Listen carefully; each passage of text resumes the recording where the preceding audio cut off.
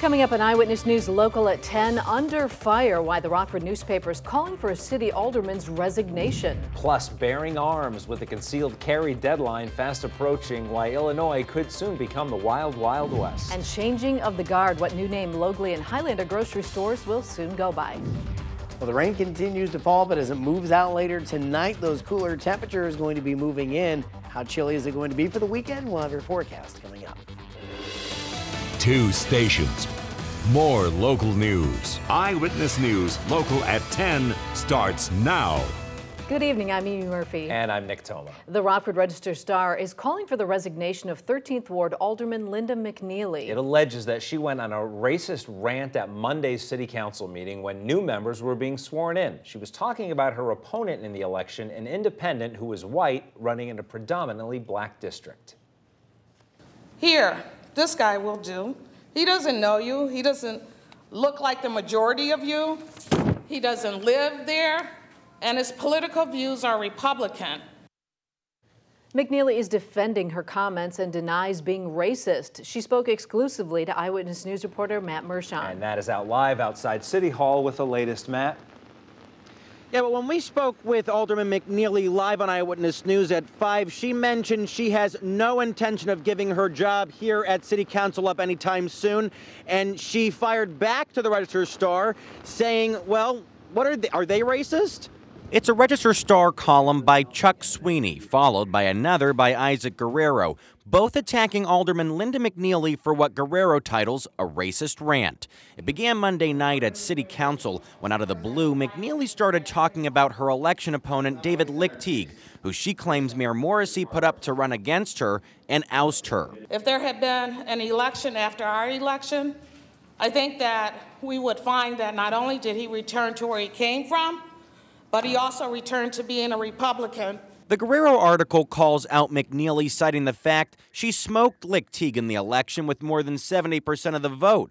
So what was the point of her alleged rant? My intent was to let my constituents know that games are being played, and they're being played at their expense and with no consideration for them. As for proof of that alleged game playing, McNeely says she doesn't know for a fact. But I certainly do have information that would indicate that this is very much what was going on. The article says McNeely should apologize to Lichtig and goes as far as suggesting she leave her seat on City Council. But McNeely says she has no regrets. I think everything that I said was appropriate. I don't think it was racist. I think that it provided information to the people that live in the 13th Ward. Back live, we reached out to the Register-Star for comment to see why they ran the article, but they declined our request for an interview. We're live outside City Hall in downtown Rockford. Matt Mershon, Eyewitness News. All right, Matt, thank you. In just 1 month, Illinois could do its best impression of the Old West. That's because the state's ban on concealed carry will expire June 9th. If lawmakers can't come up with a new law by then, it'll be forced to adopt what's known as constitutional carry, meaning if you have a firearm owner's ID card, you can carry a gun with you any place, anytime. Reporter Marty Casper has been looking at how this is impacting the state line, and aside from the actual law debate in Springfield, the pending deadline is actually creating a rush for all those FOID cards. A big rush, Nick. And with the clock ticking, lawmakers have little time to craft a law, but because of the coming deadline, gun sales are up and FOID card applications are at a record high level. Gun sales in Illinois are breaking records. We're embarrassing the old records by 35–40%. All in preparation for Illinois to pass a concealed carry law by June 9th. Or not. It might happen on June 8th. 68th Representative John Cabello is optimistic some type of law will be passed.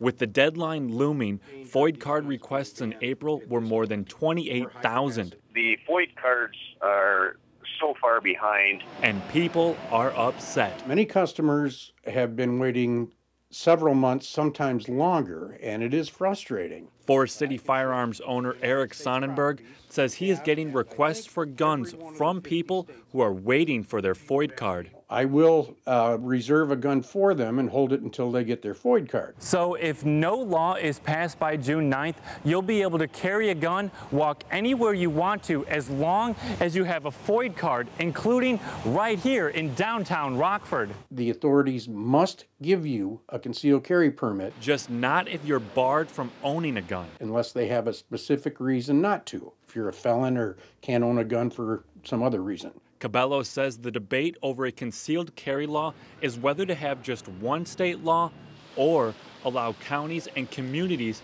to have separate ones. Not an option Cabello favors. Are you then going to be arrested because you are following one municipality's law and then not the other? Cabello says if a concealed carry law is passed, he would like to see the FOID card system done away with because he doesn't see any purpose with it if you already have to register to concealed carry. And this is going to heat up as we get closer to the deadline. Just 1 month, yep. The state Senate passes its solution to the $100 billion pension crisis. It's the same one negotiated by union leaders. It gives workers and retirees different benefit options. Supporters say it'll get the system back on track, but critics say it doesn't do enough in the way of savings. The Senate plan saves about $50 billion. The House plan would save 3 times that. Since both sides came up with their own plan, there's concern neither will end up passing. A Rockford man out on parole is accused of assaulting a police officer. The cops spotted 27-year-old Darcel Gills as he entered a building in the 2600 block of 11th Street. He was then followed to a scrap metal buyer where authorities say he tried to sell plumbing pipes he had just stolen. When detectives tried to arrest him, he fought back, and that's when he allegedly hit the officer. A new housing project on Rockford's southeast side opening its doors, but not without a little controversy. The critics were against the Jane Addams Park Apartments from opening up since it's in a place riddled with crime. In fact, that neighborhood was recently named by the FBI as one of the most dangerous in the nation. But Rockford Mayor Larry Morrissey says it'll take complexes like this one to help turn the city around. The public investments that we're making in South Main and the Morgan Street Bridge, it's, as well as the riverfront, the new river pathways that'll be done in conjunction with some of the public works projects. This is all how we take advantage of the assets we have and build a really strong foundation for a great neighborhood. The new apartment is for residents with disabilities. Today's opening is just phase 1 of the city's housing project. Winnebago School District leaders striking a tentative deal with its teachers union. Details on the agreement have not yet been made public, but the union was demanding higher pay. They had been working without a contract for several months. It's expected the union will vote to ratify the deal tomorrow. Logley and Highlander grocery stores will go by a different name very soon. They'll be renamed Schnucks, the store's parent company, of course. The Logley on Rockton Avenue and the Cherry Valley Highlander will be the first to change their signs. That'll happen next week. Schnucks acquired the family-owned Logley stores back in 1998. Construction reroutes traffic on Rockford's west side. Crews are working on revamping the West State Street corridor. They've closed off State from Kilburn to Stewart Avenue. They're putting in, among other things, new streetlights, a sidewalk, as well as new pavement. Also, Mulberry Street from Kilburn to Avon is closed. City leaders hope the reconstruction will attract new business to the west side. A commuter train comes off the tracks in Chicago. It happened just before noon on the Red Line. One end of the car came off the tracks. It caused delays on the Red Line and the Brown Line. The Red Line averages 250,000 riders every weekday. Well, you haven't seen our morning TV anchor, Sashel Saunders, on TV lately, but it doesn't mean she hasn't been working. Sashel was at Walker Elementary School this morning for Career Day.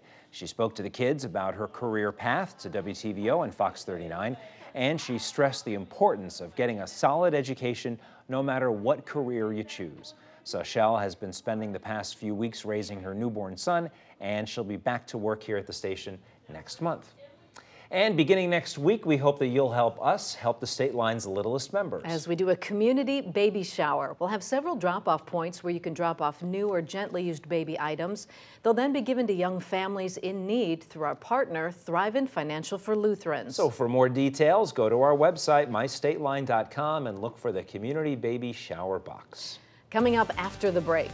A new toy for law enforcement. We'll tell you why criminals might want to think twice before breaking the law. Plus, a suspected kidnapper in court, how investigators say Ariel Castro captured his victims. And a bit later on, Brandon's complete first warn weather forecast. You're watching Eyewitness News Local at 10 on WTVO Channel 17. You're watching Eyewitness News Local at 10 with Mimi Murphy, Nick Toma, Sports Director Scott Leber, and meteorologist Brandon Arnold.